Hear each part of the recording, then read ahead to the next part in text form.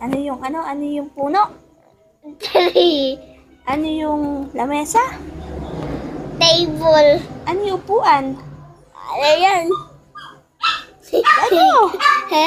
Ha? Chair. Chair. Chair. Chair. Ano yung puno? Tari. Ano yung one? One tamad.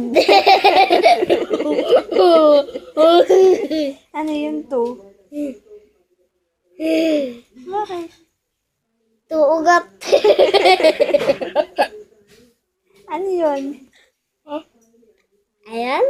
Ilaw. Ayun, ano pa sasabihin ni tita? Ha? Ano yung ugat? Ugat. Root. Root. Turuti. Root yun, root. Barutot. Yung upuan, table ba yan? Table ba yung upuan? Hindi po. Barutot lang po. Ano yung ngiti? Ha? Ito? Smile. Ay, tiyatak pa yung bibig mo. Ay, alam ko ngipin eh. Tiyatak pa yung bibig mo. Alam nga akong ngipin. Smile. Smile? Opo, sinagot ko na po. Tiyatak pa yung bibig mo. Meron nang alang ngipin eh. Alang ngipin eh. Ano pa ba tatanong ni tita? Kalimutan ni tita eh. Alimutan na. Baka dog. Ay, bola. Baka bola.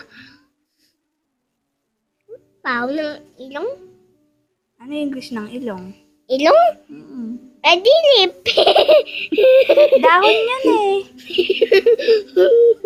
Paglabi. Lips. Lips? Mm-mm. Parang lip. Lip. Dahon. Parang magkapairas sila. Hindi magkaparehas yun. Magkaiba ng spelling yun. Parang sa may puno, di ba? Tree. Iba sa tree na numbers.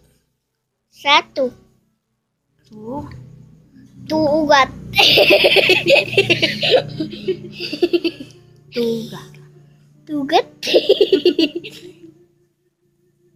Bye-bye ka. Bye-bye ka na daw. Ah? Bye-bye na. Bye-bye. Love you. I love you. Tissue. Tissue.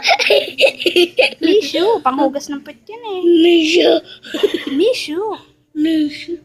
I miss you. Ayun.